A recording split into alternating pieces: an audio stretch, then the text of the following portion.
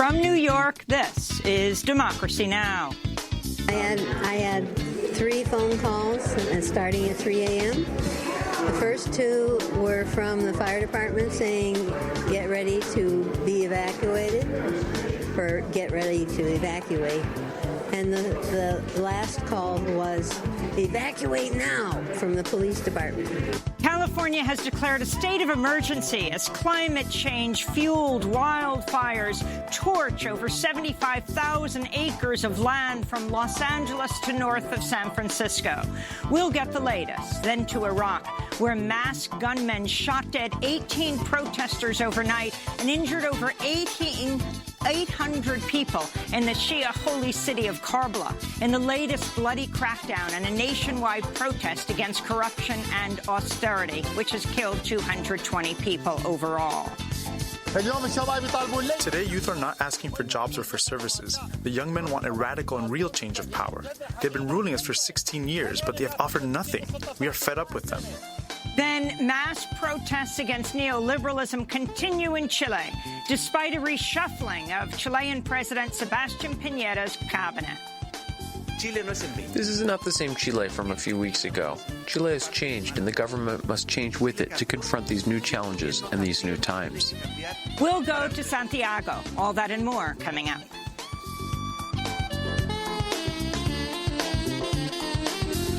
Welcome to Democracy Now!, democracynow.org, The War and Peace Report. I'm Amy Goodman. And the United Nations Special Envoy for Syria is meeting with the foreign ministers of Turkey, Iran, Russia in Geneva today, where he's arguing for the fragile ceasefire in northern Syria to be respected. We are strongly appealing for, the ceasefires to be respected, and that we have also been appealing for a nationwide ceasefire to come into effect.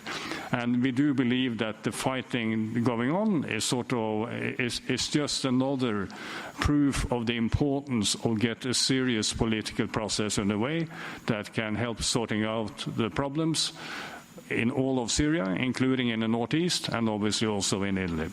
Turkey says Syrian Kurdish fighters have not fully withdrawn from a swath of northern Syria near the Turkish border.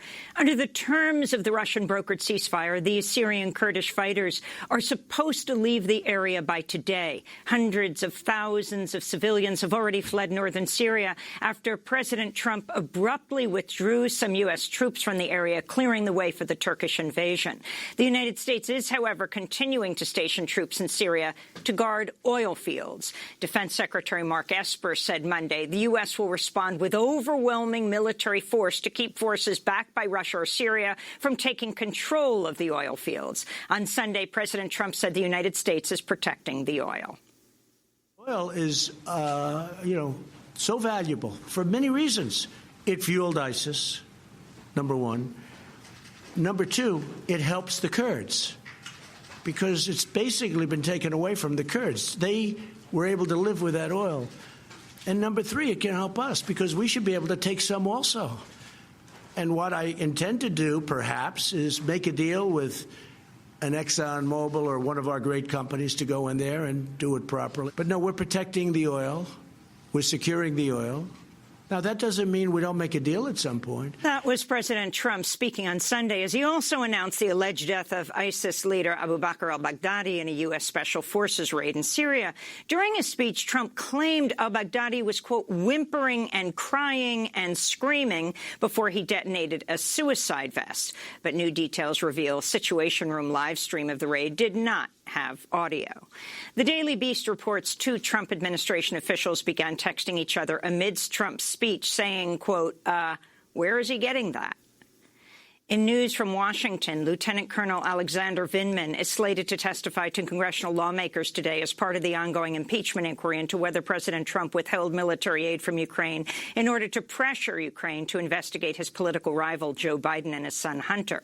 Vindman is the top Ukraine expert on the National Security Council. He's the first witness to testify who listened in on Trump's July 25th phone call with Ukrainian President Volodymyr Zelensky, in which Vindman says Trump appeared appealed to Zelensky to investigate Biden. Vindman registered 2 internal objections at the time. In a pre-release statement, Vindman said, quote, "I did not think it was proper to demand that a foreign government investigate a U.S. citizen, and I was worried about the implications for the U.S. government's support of Ukraine," he said. In Iraq, masked soldiers opened fire with live ammunition early Tuesday in a crowd of anti-government protesters in the Shiite holy city of Karbala, killing 18 people and wounding more than 860.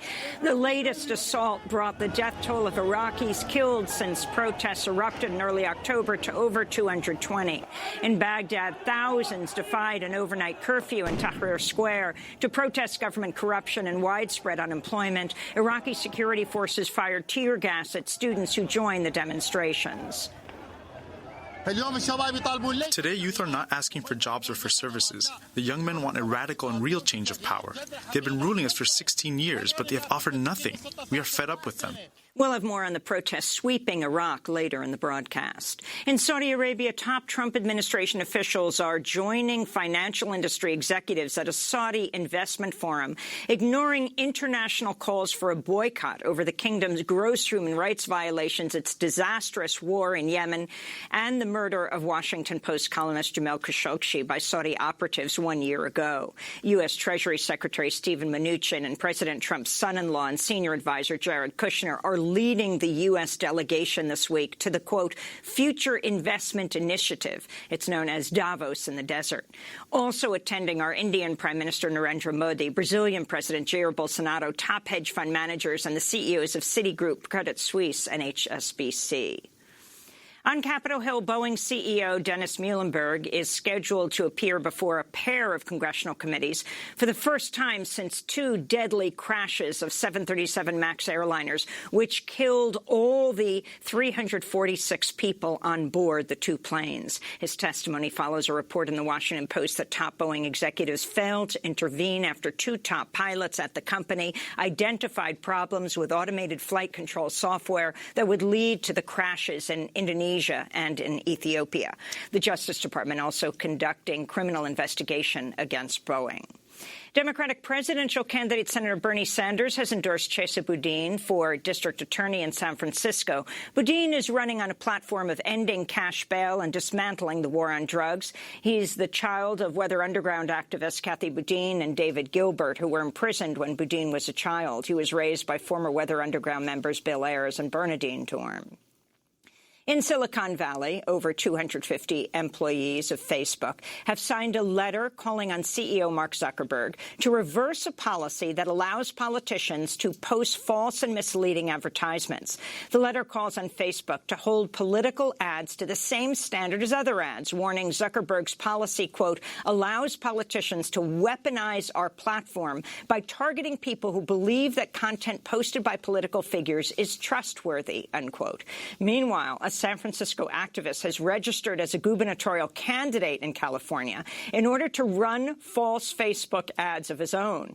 Adriel Hampton registered for California's 2022 election on Monday, 2 days after Facebook removed this ad, which falsely claims Republican Senator Lindsey Graham supports the Green New Deal. Look at the science. Admit that climate change is real. Simply put, we believe in the Green New Deal. Included in that ad is a false Photoshop picture of Lindsey Graham arm in arm with Alexandria Ocasio-Cortez. Although Facebook took down the video he made not as a candidate, he's hoping as a candidate they'll keep it up. In more election news, a North Carolina state court has effectively thrown out the state's congressional districts map over partisan gerrymandering to benefit the Republican Party. The 3-judge panel ruled the maps drawn by Republican lawmakers in 2016 violated the North Carolina state constitution guaranteeing freedom of speech and free elections. The judges also said they were ready to postpone the primary elections if necessary in order to have the new district maps redrawn. The Trump administration's extended work permits and deportation relief for more than 200,000 Salvadorans with TPS, or temporary protected status, until the beginning of 2021. The announcement came as the U.S. and Salvadoran governments signed agreements to further collaborate on anti-immigration policies. The steps include deploying U.S. Customs and Border Protection officers to El Salvador and expanding biometric data collection. In Arizona, a 33-year-old Mexican woman has died while in the custody of U.S. Border Patrol. She's the second person to die in Border Patrol custody within a week in the state of Arizona. The Pima County Office of the Medical Examiner said the Mexican woman likely died from profound dehydration and kidney failure, probably as a result of an extended journey through the desert. Immigration activists have long accused Border Patrol's prevention through deterrence policy of pushing migrants further and further into the deadly Sonoran Desert, where thousands of people have died or gone missing since the 1990s. In France, an 84-year-old man attempting to set fire to a mosque in the southern city of Bayonne opened fire on worshippers Monday, injuring 2 people before fleeing the scene. He was later arrested. The man, Claude Cinquet, previously ran in a local election as a candidate for the far-right National Rally Party of the far-right French politician Marine Le Pen. In Canada, 15 children and teenagers have sued the federal government over climate change. I'm suing the Canadian government because their inaction is costing me my health and my future. That's one of the 15 plaintiffs whose lawsuit argues the Canadian government continued to contribute to greenhouse gas emissions despite knowing for decades these emissions fuel climate change and disproportionately harm children. In Peru, a graduate student has made history by becoming the first student to write and defend a doctoral thesis in the indigenous Quechua language. Roxana Quispe Collantes graduated from Lima San Marcos University, the oldest university in the Americas. She grew up speaking Quechua with her parents and grandparents and said the language is being resurrected in Peru. Even before our memories, since the time of our ancestors, the Quechua language was present, not only in technology, but in engineering and cosmology. Our ancestors and our language are very rich in knowledge and wisdom. It is being rescued and revitalized. And protesters in more than a dozen cities across the United States gathered Tuesday for a day of outrage to demand justice for black women who've been killed by police. The protests were honoring the life of 28-year-old Tatiana Jefferson, who was shot and killed inside her own home by a white police officer in Fort Worth, Texas, earlier this month. The officer shot her through her own bedroom window while responding to a non-emergency wellness check called for by a neighbor because Jefferson's front door had been left open. This is activist Tamika Mallory at the protest in New York, standing next to Tatiana's sister. They say that if we are silent, folks will believe that we are okay with the violence and oppression that is happening to our communities, and we are not okay with it. We are not okay. We are angry. We are frustrated. We are tired, and we are outraged. And those are some of the headlines. This is Democracy Now!, democracynow.org, The War and Peace Report. I'm Amy Goodman. And I'm Juan Gonzalez. Welcome to all of our listeners and viewers across the country and around the world. We begin today's show in California, where residents across the state are bracing for a day of strong winds as wildfires fueled by climate change continue to burn from Los Angeles to Northern California.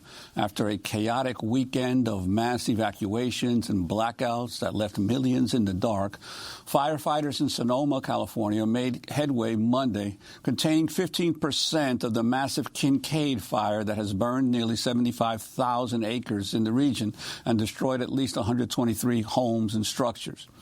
But as high winds pick up again today, firefighters still face an uphill battle in combating at least 10 blazes raging across the state. Public utility giant Pacific Gas and Electric will shut down the power grid for nearly 600,000 more customers in Northern and Central California Tuesday in anticipation of the dangerous weather. In Southern California, firefighters are combating the growing Getty fire, which erupted in one of Los Angeles' most opulent communities on Monday, forcing thousands to evacuate and destroying 8 structures. This is Los Angeles Mayor Eric Garcetti. We have fires all the time in Los Angeles, but our ability to knock them down in past years is much stronger because we didn't have these extreme shifts of wind. We didn't have these extreme shifts of weather. We didn't have these extreme shifts of extreme weather that dumps rain, as we saw in January, and provides fuel now here in October. Fires in California are typical this time of year, but the length and severity of the state's fire season has grown due to climate change. Of the more than 4,000 firefighters working across the state to contain the blazes, at least 700 are California prisoners. While salaried firefighters earn an annual mean wage of $74,000 a year, plus benefits, prisoners earn $1 per hour when fighting active fires. Well, for more, we're joined by two guests. In Boston, we're joined by Leah Stokes, Assistant Professor of Political Science at University of California, Santa Barbara, researcher on climate and energy politics. In San Francisco, we're joined by Ariel Kelly, the CEO of Corazon-Healdsburg, a bilingual family resource center based in northern Sonoma County. We welcome you both to Democracy Now! Leah Stokes, let's begin with you. You were just in Santa Barbara, and you've just written a piece, an op-ed piece, where you make the connection. The corporate media, and I'm not just talking about Fox, I'm talking about CNN and MSNBC, will bring us endless, as they should, coverage of these fires. Very critical to cover these fires. They don't make that connection as much with climate change. What is the proof? Well, we know from research from scientists that climate change has dramatically worsened fires in the West. There's research that says that fires have gotten 500% more risky as a result of climate change, and that 2 times more area has burned because of climate change. We know that the drought that California has recently come out of was also caused by climate change, and yet some of these deeper stories about what is happening in California, what is happening across the United States with climate change are not told by the media. Instead, it's just a focus on the fire, a focus on sort of the proximate causes, and not a focus on the fact that we have already warmed the planet by 1 degree Celsius, and we are headed in a very dangerous direction. And Professor Stokes, what about the role of PG&E, the big utility there, blamed for some past fires as well because of malfunctions of its equipment and its decision to go into bankruptcy? And could you talk about that, the role of the utilities? Yes, PG&E has played a really important role in the last few years of fires, and it is currently in bankruptcy in part as a result of that. It has an estimated $20 to $30 billion in liability as a result of these fires. In 2017, a number of people died in a very deadly fire in Northern California, and it got even worse last year with the Camp Fire in Paradise, California, where 85 people died. And so those liabilities are now on PG&E's balance sheets, and there's a lot of people suing the company, and therefore it is in bankruptcy proceeding. It's clear that the utility has not done all that it could and should and must do to prevent these fires, but it is also facing really extreme weather that we haven't seen before. So we should definitely be holding that utility accountable while also talking about climate change and the fact that if one utility from just 2 years of fires has up to $30 billion in liability, what will that mean for our infrastructure and our organizations across the United States as climate change worsens? California Congressmember Ro Khanna tweeted Monday, instead of spending $10.5 million lobbying our politicians and $4.5 billion on stock buybacks for investors, PG&E should have invested in tree trimming and infrastructure. Here's the result. Over 2 million Californians without power, Ro Khanna tweeted. Let's go to California Governor Gavin Newsom speaking at a news conference Monday. I recognize this moment generates a tremendous amount of anxiety. The high-profile images that people see, not only the Kincaid Fire in Northern California, but now the Getty Fire in Southern California and Los Angeles, generate consternation, generate concern. But this, interestingly, is a moment in California that is very familiar. We've actually had a below-average fire season to date. What we're experiencing at the moment is slightly above average. It's a high end of average for this time of year. It doesn't feel that way, but it, in fact, is the case. This state has been well-resourced. The state has been very forthright in terms of pre-positioning assets to a degree that we had never have in the past.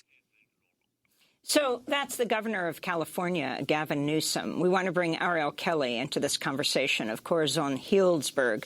The San Francisco Chronicle reports that a PG&E transmission tower in Sonoma County malfunctioned near the origin point of the Kincaid Fire just minutes before the fire started. If you can talk about how the state of California is dealing with the overall population, and then particularly with the population you deal with, Ariel, in northern in Healdsburg, and that is the population of immigrants and particularly the concerns of the undocumented in times when they might need government help. Yes. Well, I would say it's been quite a week. I myself am an evacuee. I live in Healdsburg, and I live about 5 miles from Geyserville, which was the first town that was impacted by the fires, the first homes that were lost late last Wednesday night. And it is true, it's a very agricultural community. Many of our residents work in agriculture. Wine is the predominant industry there. And as the evacuations continued to grow further and further south, we're now seeing, as of yesterday, about 190,000 people were evacuated from their homes. I think fortunately yesterday we saw some evacuation orders lifted for the western part of Sonoma County, so people will be able to return to their homes in a very small section of the community, but still hundreds of thousands of people remain without power.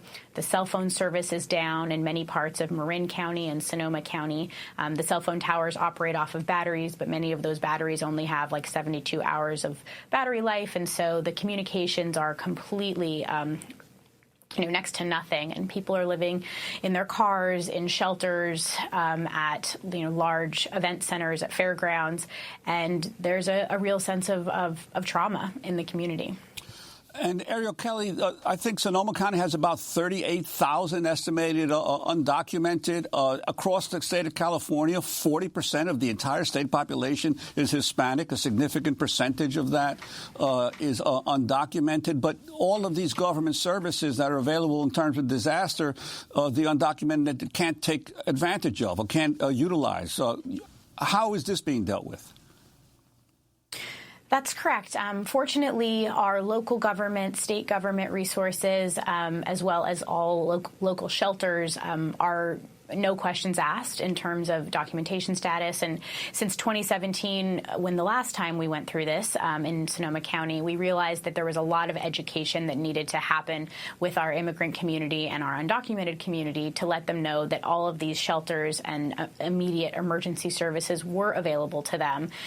There's a lot of government agencies involved during this type of emergency, and so there was some concern historically about who are these agencies, and if I go to a Red Cross shelter, am I going to be putting myself or my family at risk of deportation? I think fortunately we've done a considerable amount of education since 2017, and so we've seen more of those families being comfortable coming to the shelters and seeking refuge and support. But you're absolutely correct. FEMA funding is not available to undocumented immigrants, and so it's really important that we as a community, we're doing a lot of fundraising right now and actually distributing cash right now to people at shelters who have no gas money, have no money for food. I met a family 2 days ago who fled their home, with moments to spare as the fire was coming down the hill behind them on Wednesday night, left with nothing. And so they've been for days, no shower, no clothing except for the pajamas they were wearing when they were leaving. So providing immediate aid to those families is really urgent. So we're raising funds and distributing funds through Corazon Healdsburg, my organization, to everyone in the community who needs help. Have a double whammy here with the President of the United States going after California. I want to ask Professor Stokes about saying that California cannot limit fossil fuel emissions in the way they want to, greenhouse gas emissions. And I want to ask Ariel Kelly, if, Ariel, you could start by talking about the pressure Trump has put on California around the issue of immigration, how that impacts people now under enormous pressure from the fire. Certainly. I think, since 2017, we've seen President Trump, in a lot of the rhetoric against immigrants all across the country. I think people are genuinely still very concerned and fearful for their safety and security living in California. And you see it manifest in youth with, severe trauma and having behavioral issues because of the stress that their parents and family units are under due to the rhetoric coming out of Washington. And Professor Stokes, on this issue of President Trump trying to make illegal California limiting greenhouse gas emissions? Yeah, Trump, since he has taken office, has been rolling back environmental legislation and regulations across the board. It's very clear that he wants to make California's life more difficult. California has been a really important leader, not just in the United States, but around the world in terms of reducing its greenhouse gas emissions. And he has gone after that both through automaker rules that California has a right to set, as well as through California's decision to have a cap-and-trade system with Quebec in Canada. And I think that this is extremely wrong-headed. A lot of legal scholars feel that Trump has very little to stand on with these cases, but he's certainly wasting a lot of time while we are watching a really big disaster unfold across the United States. It's not just about these fires in California that are caused by climate change. It's also about the hurricanes, about the drought, about flooding. So many Americans are already experiencing the effects of climate change. And instead of having leadership and action from our federal government, we have a climate denier-in-chief who is completely abdicating responsibility on what is increasingly a climate emergency. And Professor Stokes, on Sunday, Senator Bernie Sanders tweeted that it's time to begin thinking about public ownership of public utilities. But there has been a long history in the United States, especially in the West, of publicly owned utilities that arose out of the progressive movement of the early 20th century, really. And you are kind of skeptical as to whether this is a solution to the kind of problem presented by the California utility. Could you talk about that? Yeah, so as part of PG&E's bankruptcy proceeding, there has been a move by San Francisco to try to take over a piece of that utility.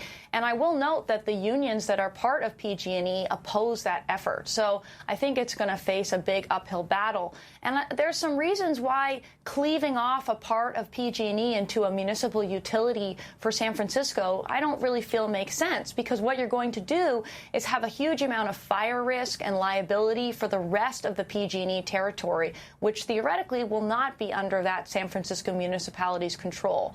And so my concern about some of these campaigns that are playing out, particularly in San Francisco as well as in New York City, to try to turn existing private utilities into sort of city-owned public utilities, is that they're breaking up these larger utilities into smaller urban areas where, of course, we have progressives, and that's great, but what happens to the rest of the system? And the fact is that actually public utilities in California have been some of the biggest opponents to the state's clean energy laws. In 2002, when the first clean energy law was passed, it applied to PG&E, but did not apply to public utilities because they resisted it in the first place. So I think there is some complex history in terms of our rural electric co-ops in this country and our public utilities. And just saying that an ownership change will somehow fix all these problems, I don't really think that's quite true. Although I do support the campaigns that people are running as a way to bring more attention to these really critical issues. I wanted to finally ask Ariel Kelly about the situation of October being the peak fire month. But also, it is the time of the grape harvest. Looking at an article here, same as in 2017, for farm workers in Sonoma County's fabled wine country, the Kincaid fire poses a daunting set of risks. October, not only fire season in California, also the peak of grape harvest. In areas not imminently threatened, some workers labored through the heat and dangerous smoke to retrieve some of the hundreds of thousands of dollars worth of grapes that had yet to be harvested. Kaiser Health News warning about the health risks that farm workers are facing. What kind of warnings are you putting out? How are people being helped? So actually, I have direct information. I was there physically on Thursday morning when a group of farm workers who were staying at our evacuation shelter in Healdsburg left the shelter to go back out to the fields to do just that, to go pick grapes, and left without masks, left on a bus with their employer. And it's heartbreaking. I mean, this is, environmental justice unfolding right before us. These workers are out there in incredibly smoky conditions. I would actually say dangerous conditions, with the fire risk being as high as it was in that moment. And so I think it's a real issue for our community because, there is just a level of lack of voice for those workers and being able to say, I don't feel safe, or I need a mask, I need a respirator. We need to be mandating that if workers are outdoors and they're working in these smoky conditions, that they need to be given masks or forced to wear them, by their employer just to protect their health. And I think looking at the long-term health impact of those outdoor workers, we know that there's some real life-threatening potential injuries that can occur in just being out there in those conditions. So it's very concerning. Well, I want to thank you both for being with us. R.L. Kelly, CEO of Corazon Healdsburg, a bilingual family resource center based in northern Sonoma County. And thanks so much to Leah Stokes, assistant professor of political science at University of California, Santa Barbara, researcher on climate and energy politics. This is Democracy Now! When we come back, we're going to talk about Iraq, the massive protests that have rocked that country. Over 220 protesters now dead. Stay with us. احجوا لعني ما ضاقت عيني النوم من يوم فارقني قلوا لروحي فارقت روحي صغير واخاف عليه وافديه بروحي والليل يطول وشلون يطول من حرقات فراقة صبحي مدلول جمالي والي جمالي والي متعذبة بدنياي Longing by Nova Imad. This is Democracy Now! I'm Amy Goodman with Juan Gonzalez. We turn now to Iraq, where masked gunmen shot dead 18 protesters overnight and injured over 800 people in the Shiite holy city of Karbala. Nearly 225 Iraqis have been killed since a wave of anti-government protests swept the country last month. The protests in Karbala were attacked while they camped out in the city's education square to protest corruption, lack of jobs, and poor public services. Meanwhile, in Baghdad, hospital officials said 4 people died during protests on Monday. Another 109 were injured. The Iraqi government declared a curfew in Baghdad between midnight and 6 a.m. in an attempt to quell the growing movement. But hundreds of Iraqis defied the curfew by staying in Tahrir Square, the center of the protest movement. No to the curfew. We will remain here. The curfew is one of their filthy games and tales. Now they say vehicles are banned. Now they say everyone who doesn't go into the office will face severe punishment. Such things won't scare us. We'll remain here even if we lose 1,000 martyrs. On Monday, the Iraqi parliament met for the first time since the protests began. Lawmakers voted to dissolve provincial councils, cut the salaries of some high-ranking officials, but the influential Shiite cleric Muqtada al-Sadr dismissed the measures as a, quote, sham, and called on the Iraqi government to announce early parliamentary elections. We're joined now in Toronto, Canada, by Yanar Mohammed, president of the Organization of Women's Freedom in Iraq. She splits her time between Toronto and Baghdad, recently returned from the Kurdish region of Iraq. Last week, Mohammed testified at the United Nations in Geneva in front of the Committee on the Convention on the Elimination of All Forms of Discrimination Against Women. Yanar, welcome back to Democracy Now! We want to ask you about this and then about the killing of Muqtada al-Sadr.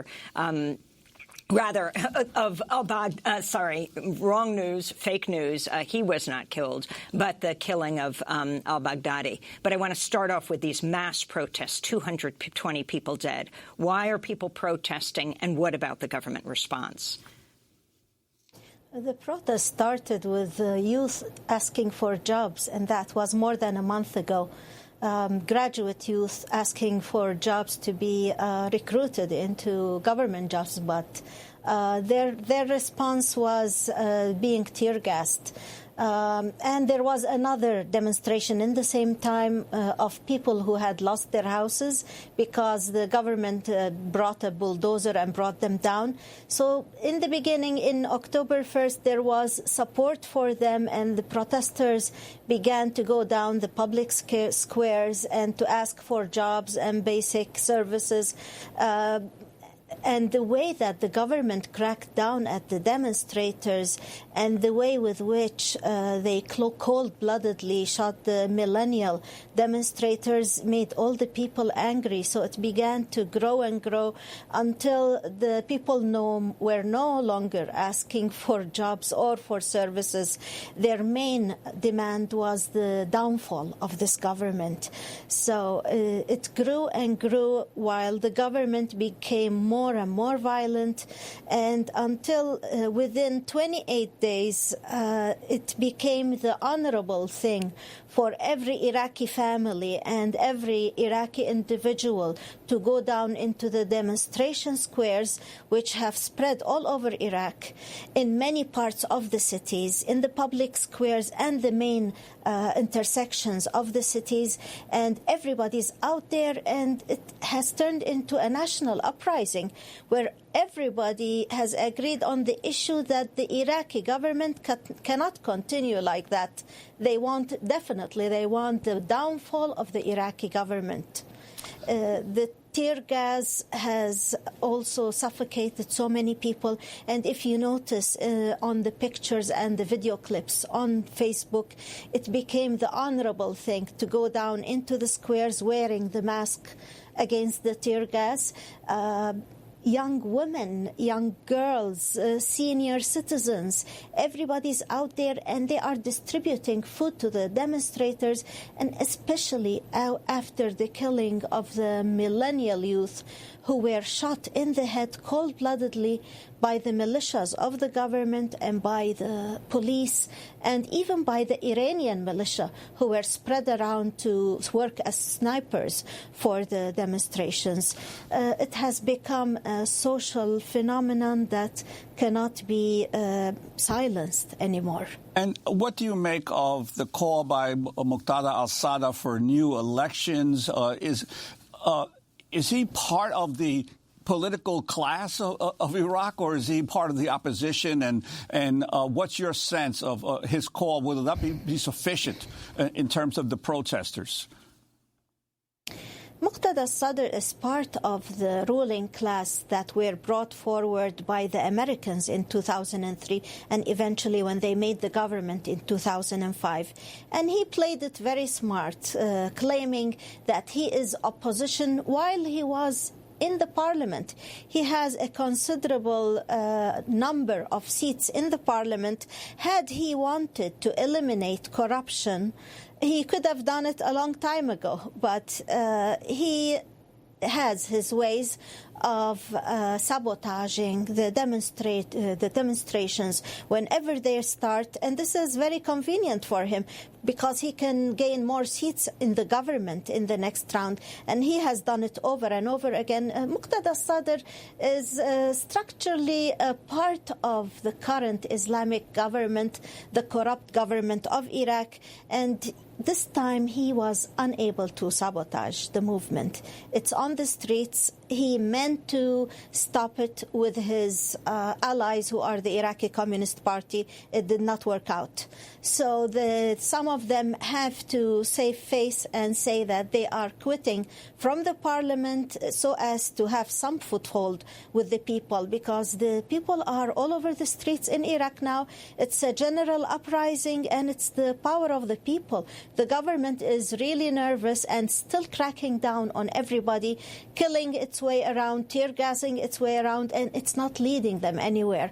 Muqtada al-Sadr's time is sort of past. And amazingly, we're hearing very, very little, next to nothing, from the Trump administration of the U.S. government about the amazing killings that are going on here. Trump loves to rail about what's happening in Venezuela or other countries, but here you're seeing hundreds of people killed and virtually nothing coming from the White House. Well, ask him, did the Iraqi oil stop pumping for a single minute throughout this whole ordeal? No.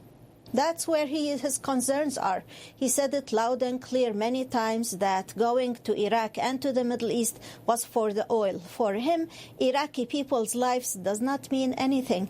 I don't know if any people's life mean anything for this president. I feel that our president in Iraq, our presidents in Iraq and prime ministers share this issue with Donald Trump. They are at the same wavelength. They are at the same mentality. They do the same things. Yanar Mohammed, can you talk more about the significance of the massacre in Karbala by the masked men and the fact that a lot of the protests have been in Shiite areas? This Iraqi government was built on its strength was that it divided and conquered. The Iraqi government was built on a sectarian, let's say, foothold, and their strength throughout the years was to oppress the Sunni population of Iraq and to turn them into enemies, into Al-Qaeda, into ISIS. So all of this time they were treating them as the enemy from where all the fighting comes and all the resistance comes. But what happened during this uprising is that the main strength of the demonstrations came from the Shiite footholds in the city of Baghdad, in Sadr, what is called the Sadr city in Baghdad, and also in Karbala and Najaf. The demonstrators are the so-called Shiite youth who are the strongest in asking and demanding the downfall of this government. So the sectarian claims of this government that the enemy is in Saudi Arabia and that the enemy is in some Sunni support where they are attacking the Iraqi government, those claims do not hold any grounds anymore. The main demonstrations, the strongest demonstrations, were from the Shiite parts of the Iraqi cities and Karbala, where it's called the holy city and the pilgrimage place of the Shias. That's where the demonstrations are the strongest, and that's where the crackdown was the strongest on their own youth. And there are big claims that the Iranian militias who have filled those cities, thousands of them have come through the border, and they are doing the sniping, and they are actually burning the demonstrators with guns of fire. It's some weapons that we have not seen before. So when they come and burn the peaceful demonstrators who only hold the Iraqi flag, it's a precedent. Iraq has reached to a point where the people's power is there.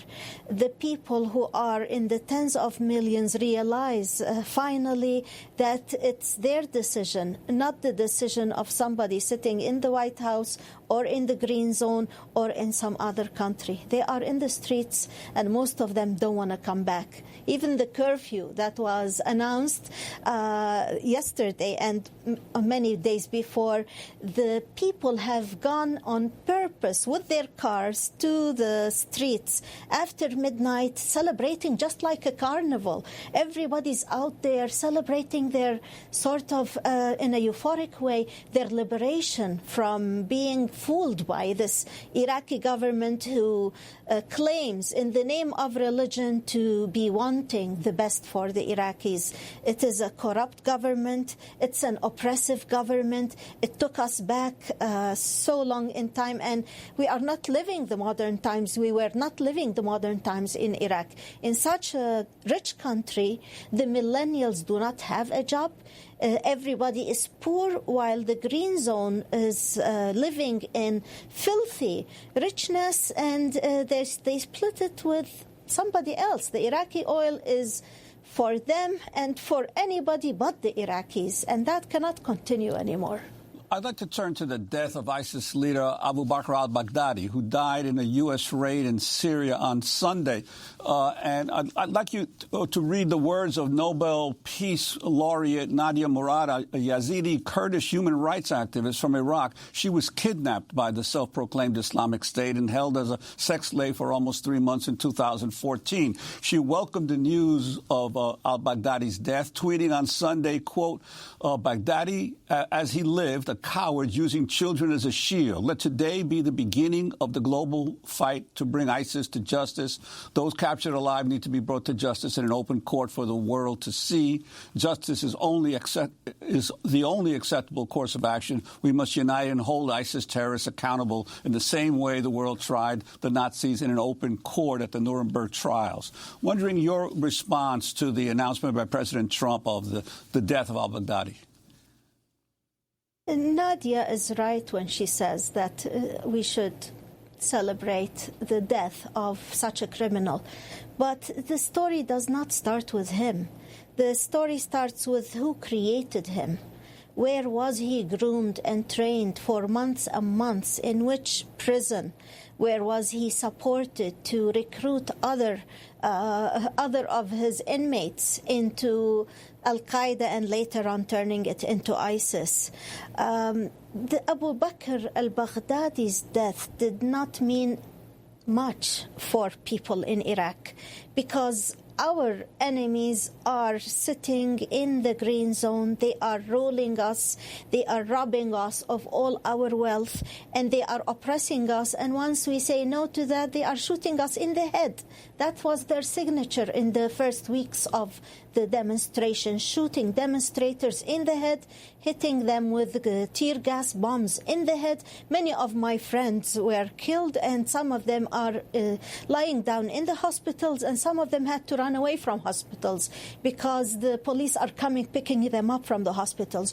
So in the time when the people are in war with our enemies, with our own Abu Bakr al-Baghdadis in the green zone, what would the killing of another Abu Bakr al-Baghdadi somewhere mean to us? I don't think it means much. I really sympathize with Nadia Murad and all the Yazidis and the people in western Iraq who suffered from the ISIS crimes and attacks. But at this point, our enemies are somewhere else. Mohammed, I want to thank you for being with us, President of the Organization of Women's Freedom in Iraq, splitting her time between Toronto and Canada and Baghdad, Iraq, recently returned from the Kurdish region of Iraq and just last week testified in front of the United Nations in Geneva, Switzerland, speaking in front of the Committee on CEDAW, the Convention on the Elimination of All Forms of Discrimination Against Women.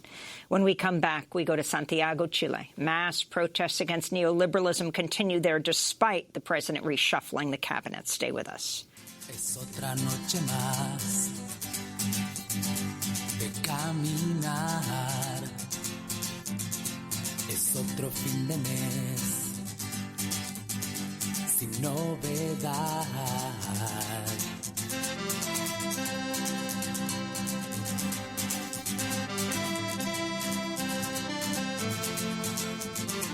Mis amigos se quedaron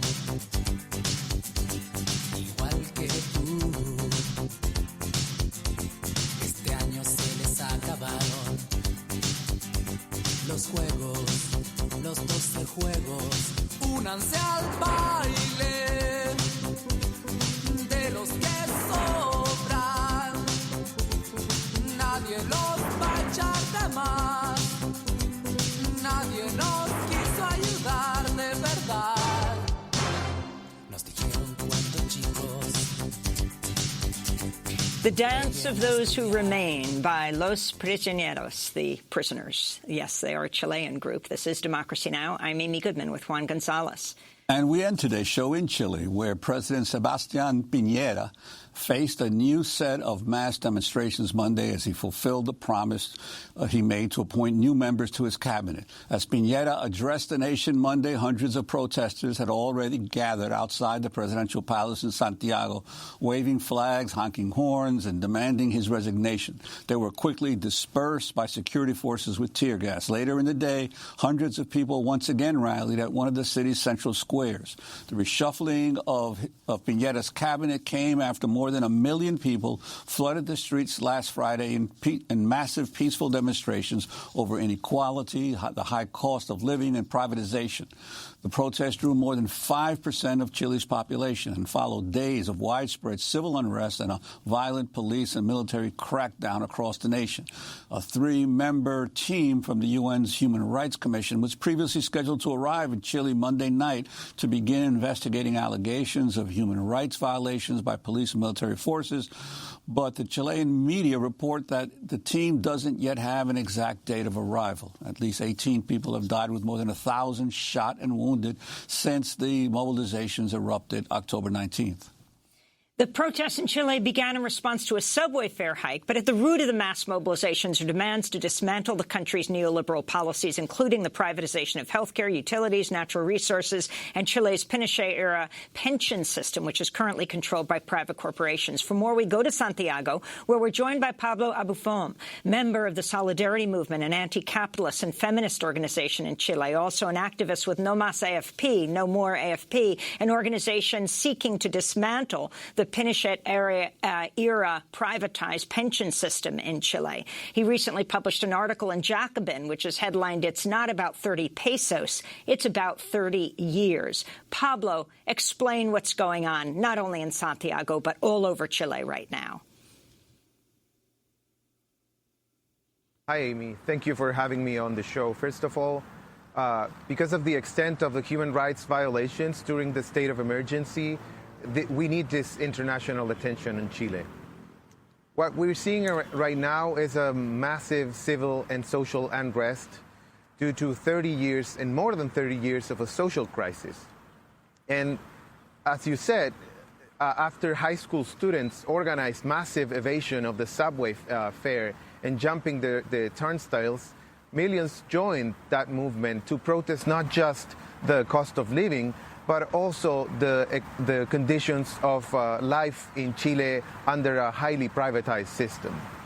So since last Friday, after hundreds of thousands of people went out to protest the repression against the high school students, only after 5 hours of civil unrest, we saw the president declaring a state of emergency and taking the military out to the streets, try to quell this social unrest.